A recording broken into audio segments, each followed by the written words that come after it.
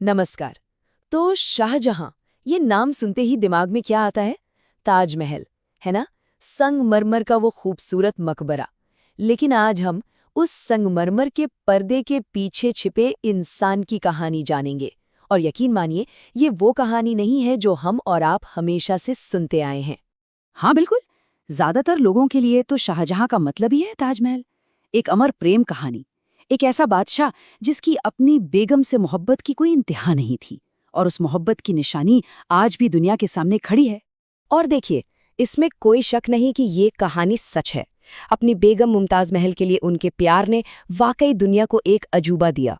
पर जैसा कि होता है, हर चमकती कहानी के पीछे अक्सर एक स्याह हकीकत भी छिपी होती है। तो चलिए आज शाहजहां की कहानी के उसी दूसरे अनदेखे पहलू पर नजर डालते हैं। एक ऐसी कहानी जो अक्सर ताजमहल के उस दूधिया संगमरमर की चमक में कहीं गुम हो जाती है। तो ये कहानी शुरू होती है उनके बादशाह बनने से काफी पहले, जब वो शाहजहां नहीं बल्कि सिर्फ एक शहजादा थे। उनका असली नाम यानी जन्म का नाम था खुर्रम। वो बादशाह जहांगीर के बेटे जरूर थे, लेकिन देखिए, मुगल सल्तनत में कोई सीधा साधा नियम नहीं था कि सबसे बड़ा बेटा ही बादशाह बनेगा। नहीं, यहाँ तो तख्त का फैसला तलवार की धार करती थी।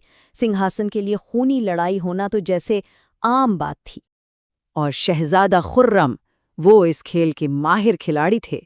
हुआ ये कि 1627 में जब जहांगीर की मौत हुई, खुर्रम दिल्ली से बहुत दूर दक्कन में थे। इसी बीच उनके ससुर आसफ खान ने एक बहुत ही शातिर राजनीतिक चाल चली। उन्होंने दावर बख्श नाम के एक दूसरे शहजादे को, कह सकते हैं कि एक कठपुतली बादशाह बनाकर तख्त पर बिठा दिया। ये सब बस एक इंतजाम था खुर्रम के आने तक का।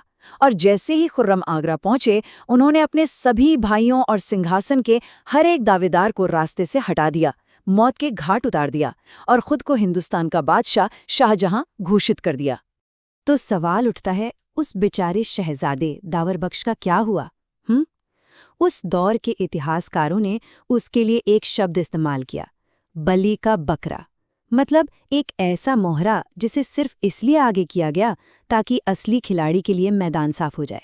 ये एक शब्द ही काफी है ये बताने के लिए कि शाहजहां का तख्त तक पहुंचना कितना क्रूर और कितना सोचा समझा प्लान था। अच्छा, तो तख्त तो मिल गया, लेकिन बादशाह बनने के बाद भी शाहजहां के लिए चुनौतियां खत्म नहीं हुई।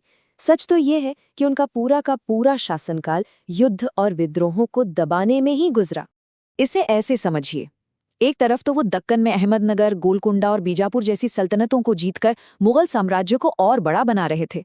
लेकिन ठीक उसी वक्त दूसरी तरफ उन्हें बुंदेलखंड के राजपूत सरदार जुझार सिंह, अफगान गवर्नर खान जहां लोदी और सिखों के लगातार हो रहे विद्रोहों से भी निपटना पड़ रहा था। मतलब उनका शासन एक लगातार चलने वाले संघर्ष की कहानी है। हाँ, लेकिन इन जीतों का एक नतीजा ये भी हुआ कि साम्राज्य में दौलत की जैसे बाढ़ आ गई। और इस बेहिसाब दौलत का सबसे बड़ा सिंबल क्या था? वो था बेशकीमती कोह-ए-नूर हीरा। ये वही हीरा है जो उन्हें गोलकुंडा के वजीर मीर जुमला ने तोहफे में दिया था।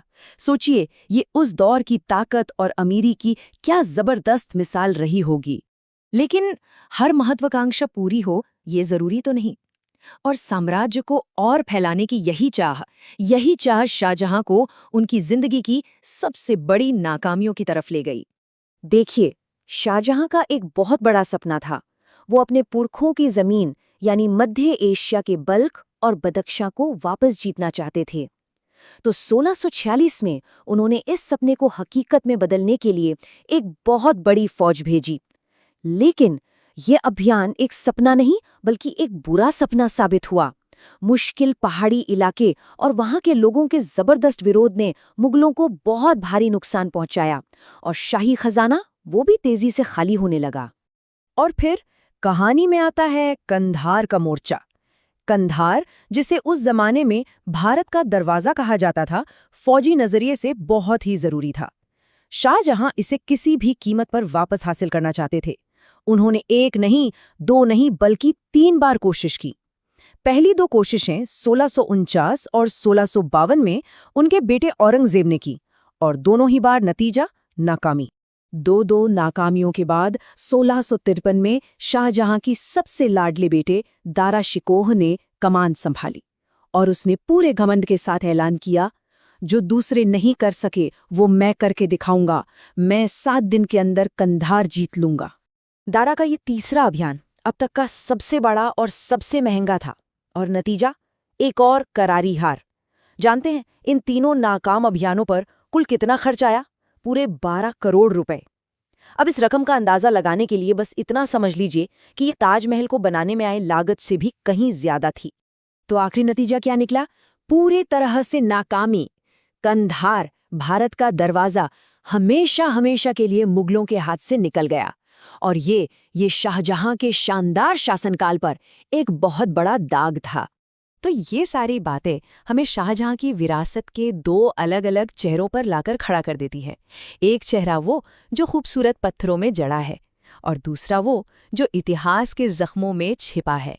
और विडंबना देखिए, जिस बादशाह ने दुनिया की सबसे खूबसूरत इमारतों में से एक बनवाई, उसने अपनी जिंदगी के आखिरी 8 साल अपने ही बेटे औरंगजेब की कैद में गुजारे, आगरा के किले में बंद, जहां से वो बस दूर से अपनी सबसे शानदार रचना ताजमहल को देख सकते थे। तो ये है वो कहानी। एक तरफ है उनकी बनवाई हुई लाजवाब इमारतें, कला और संस्कृति को उनका बढ़ावा, और दूसरी तरफ तख्त के लिए एक खूनी लड़ाई, लगातार चलते रहने वाले युद्ध और खजाना खाली कर देने वाली फौजी नाकामियां। तो आखिर में सवाल यही बचता है कि शाहजहां को कैसे याद रखा जाए? एक महान आशिक और निर्माता के तौर पर जिसने मोहब्बत की सबसे बड़ी निशानी बनाई, या फिर एक क्रूर महत्वाकांक्षी शासक के तौर पर जिसने तख्त के लिए अपनों का खून बहाने से भी परहेज नहीं किया? शायद सच ये है कि किसी भी इंसान को, और खासकर एक बादशाह को, सिर्फ एक रंग में देखना नामुमकिन है। उनकी विरासत खूबसूरती और क्रूरता का एक ऐसा अजीब संगम है जिसे इतिहास शायद हमेशा अपनी तराजू पर तौलता रहेगा।